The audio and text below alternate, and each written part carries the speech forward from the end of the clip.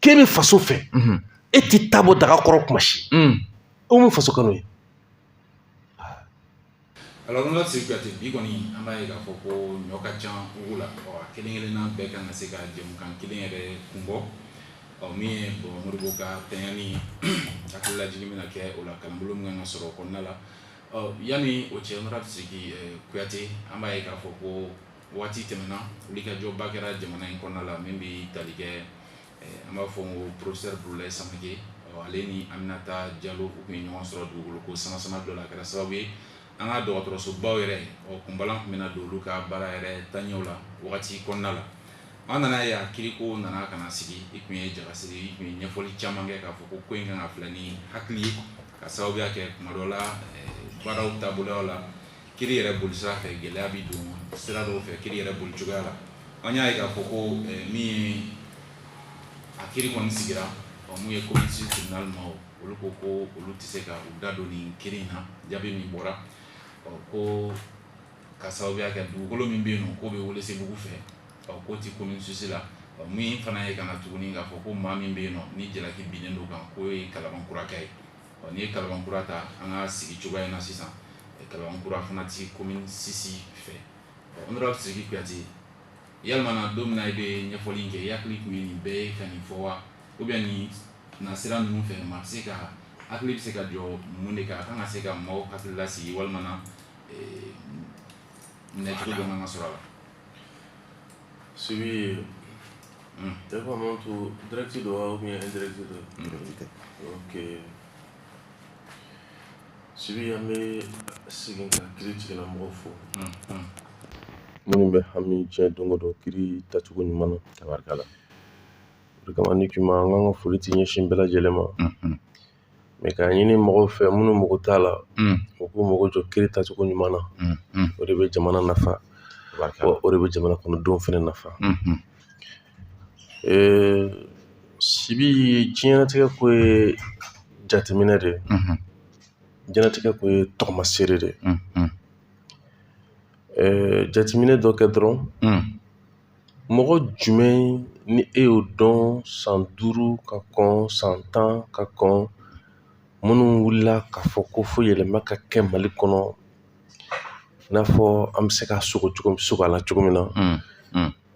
e b'a a mɔgɔ jumɛn dɔn bi ko min wasalen don ni ko taabolo ye yɛlɛma sira kan cɛla musola denmisɛnna maakɔrɔba la. N'i y'a ta kɔni bɛɛ lajɛlen tolen don halisa jigiya mina ma lafa. Diɲɛlatigɛ la maanifin minnu bɛ se ka ko ɲɛ ye nin cogo la i b'a dɔn olu de bɛ se ka nɔ bɔ ko la. Mɔgɔ dɔw bɛ diɲɛlatigɛ la gɛlɛya min b'olu kan o de ye ko minnu bɛ kɛ n'olu b'a mɛn walima ko minnu bɛ kɛ u ɲɛ yɛrɛ kɔrɔ walima ko dɔ bɛ kɛ u bolo yɛrɛ b'a la nka i b'a sɔrɔ u ka ko ɲɛyeli a ko kɔnɔ n'o ye u ka faamu a ko kɔnɔ ka dɔn a tɛ sɔrɔ dɔwɛrɛ fɛ fɛnw kalan ɲɛ walima fɛnw kalan minan t'olu bolo de grille de lecture de t'olu bolo. O de bɛ na ni kuma caman na kamanagan caman ye maa caman ma walima ka taa ŋɛɲɛ fɛ. taa ŋɛɲɛ fɛ quoi. I b'a sɔrɔ a b'u ɲɛ kɔrɔ u tulo b'a la walima u yɛrɛ bɛ ka kɛ mais a bɛna fɔ ɲɛ t'u bolo u bɛ kalanni kɛ ni ɲɛ min ye quoi. Voilà. O siratigɛ la anw kɛra mɔgɔ de ye minnu m'a kanu k'a fɔ ko kunnafonidi ka kɛ dɔrɔn laseli gansan ye. Voilà. Parce que dɔw bɛ fɛ ka kunnafoni dili bila o minɛn de kɔnɔ laseli gansan kɛbaga olu ye mɔgɔ ye minnu ni dugu mana jɛ ka ko min sɔrɔ olu ɲɛkɔrɔ ou bien ka ko min sɔrɔ sen na olu bɛ laseli kɛ dɔrɔn ka ɲɛsin o ma a banna ɲinini t'a la min kɛra tiɲɛ n'a nkalon o ɲinini foyi olu kɔni ta ye min zan mana min fɔ o b'o lase Bintu mana min fɔ o b'o lase Saka mana min fɔ o b'o lase min yɛrɛ ma fɔ yɛrɛ fɛnɛ o fɛnɛ bɛ lase. O de ye les trains arrivent à l'heure. O tɛ kunnafonidi kalanso yɛrɛ la a bɛ fɔ ko train bɛ na waati la o tɛ kunnafoni ye n'a ma na waati la walima a nana waati ɲɛ kun min nana n'o ye o de don. Voilà parce que u bɛ fɛ k'an kɛ kunnafonidila sugu de ye quoi minnu bɛ sigi dɔrɔn k'a fɔ ko bi ye tɛnɛn bi ye tɛnɛn e b'o fɔ jɔn de ɲɛna bɛɛ kɔni maa ma kɔni bi tile bɔra ka maa ma to yen bɛɛ y'a dɔn ko bi ye tɛnɛn bi ye tɛnɛn i sigilen don ko bi ye tɛnɛn bi ye tɛnɛn peut-être fana y'a sɔrɔ i bɛ fɛ ka tɛnɛn kuma dɔ fɔ an ɲɛna ka kɛ ni peut-être le 19 mai ye ni fɛn t'i bolo k'o fɔ o kɔnɔ kɔni i y'i ka radio faga i ka bɔ mɔgɔw da la ni bi ye tɛnɛn kuma an t'a dɔn ko bi ye tɛnɛn honorable an cɛsirilen don kunnafoni di cogoya min na ni nana bi ko ti a kɛ ɲa ye saliya caman de ka di Amadou kama diɲɛ maracogo kɔrɔ ye min ladan o ye kunnafonidi ye fanga dɔ de ye fanga min don a bɛ ɲinini kɛ a bɛ tɛntɛnni kɛ ka sɛgɛsɛgɛli kɛ ka laseli kɛ ka tila ka lakɔlɔsili kɛ ka bilasirali kɛ wa ka tila ka walawalali kɛ ko dibidibilenw na ka walawalali kɛ ko dibidibilenw fana la o yɔrɔ in de kɛlen don kamanagan caman ye jamana in kɔnɔ yan ni kunnafonidila dɛsɛra k'o baara kɛ dɔrɔn a kɛra a bɛ fɔ fɛn min ma a kɛra o y'a kɛlen dɔ sago de quoi voilà donc ale ni fɛn min donna ale da a b'o de fɔ ni ale bilala ka min fɔ a b'o de fɔ a bɛ ten quoi o fɛn tɛ donc la presse a un pouvoir de contrôle absolu et très efficace la kɔlɔsili très efficace o la kana i ka ɲininkali la sibi an sɔnna de k'a fɔ kunnafoni an b'a di mɔgɔw ma o nɔ kan an sɔnna fɛn damadɔ bɛ jamana in kɔnɔ yan min ye lebu de ye k'olu kɛlɛ quoi o ye fɛn jɔn ye jamanaden fanba ka fɛn dɔnbaliya lebu de don sibi jamanaden fanba ka juguya lebu de don jamanaden fanba ka kɛ mɔgɔ ye k'u tɛ se ka ko dilan u bɛ se ka ko de tiɲɛ lebu don ninnu ko ninnu ɲɔ ɲalen don an fɛ yen dɛ jamanaden fanba ka jafoya n'o ye jamanaden fanba ka kɛ mɔgɔ ye ko farimakolo t'u ye ka ɲɛsin baara kɛli ma lebu de don lebu dɔ ye mun ye jamana ka kɛ yen ko kiiri tilennen tɛ yen lebu dɔ ye mun ye jamana ka kɛ yen ko baara tɛ yen lebu dɔ ye mun ye jamana ka kɛ yen ko tiɲɛ tɛ se ka fɔ a kɔnɔ lebu dɔ ye mun ye jamana ka kɛ yen ko jamana kɔnɔdenw tɛ se ka bɛn ko la lebu dɔ ye mun ye ko an ka jamanaba in kɔnɔ yan i b'a ye k'a fɔ maa lamɛnnen tɛ tugun bɛɛ lajɛlen kelen don maa dɔ ye maaw bolo tɛ yen min finna o lebujigi ye diɲɛ kɔnɔ jamana ka kɛ walima sigi ka kɛ maa si tɛ lamɛn tuguni o b'a yira k'a fɔ ko maa si tɛ mun ka bonya la sigilen don a kɔrɔ o la Burulayi ka nin ko in ala mun ma fɔ Burulayi ma caman fɔra a ma dɛ mun de ma fɔ kɛnɛya tigilamɔgɔw ma caman ba fɔra ma k'u dɔgɔya k'u neni k'u buruja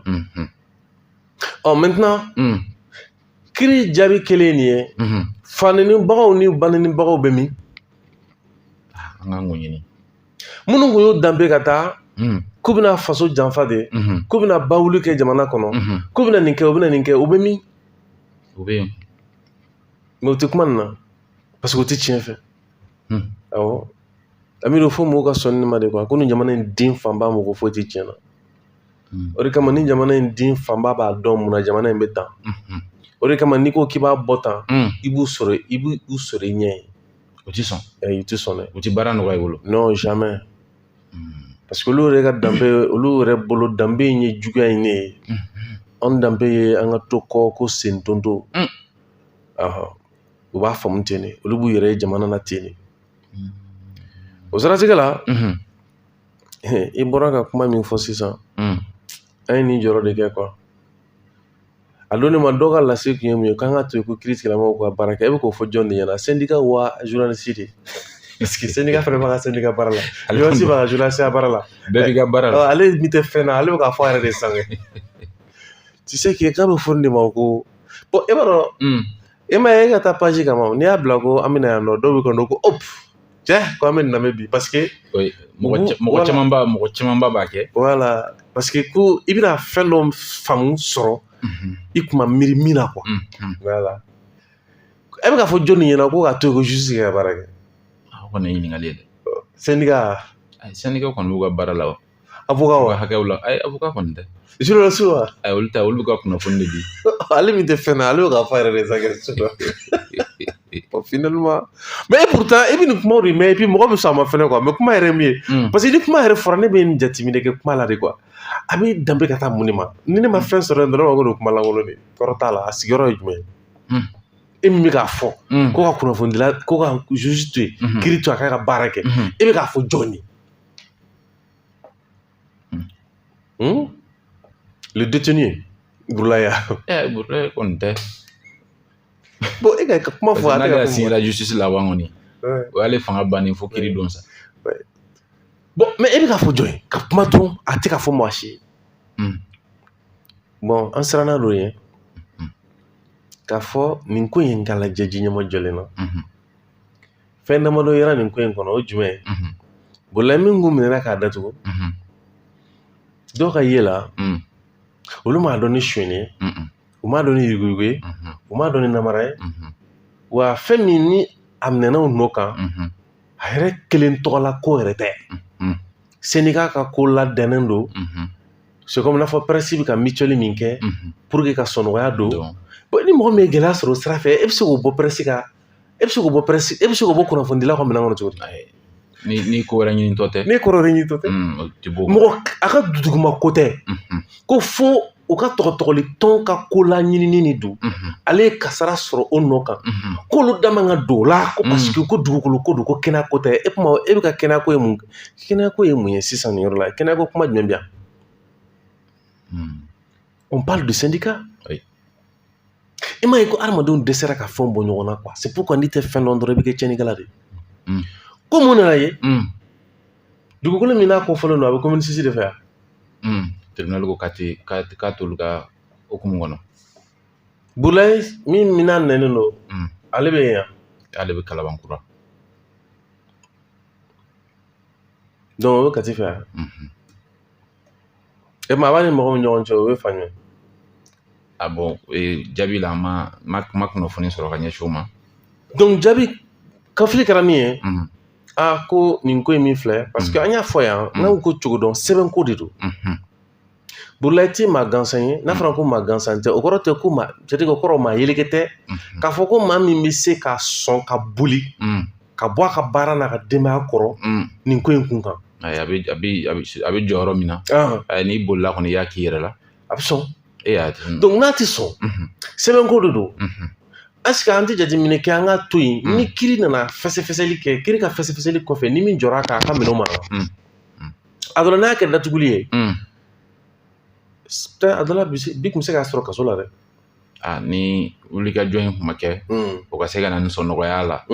a dɔw la kiiri kun b'a sɔrɔ a bɛ kaso la fo ka se jaabi bɔli ma kaso kɛra parce que nin na comme tribunal ko ale tɛ se ka a ko jalatigɛ ale c'est à dire nin ko in tɛ olu ka jalatigɛ ta ye je crois que a wagati an ye nin bɛɛ fɔ n ko nin ko in na sira fɛ a dɔ la est-ce que a taara damakasi walima maa min taara damakasi kɛ jalakiti bɛ a kan ale ka jɔrɔna ko ni hakamina ko de don fɛn dɔ de ale fɛnɛ se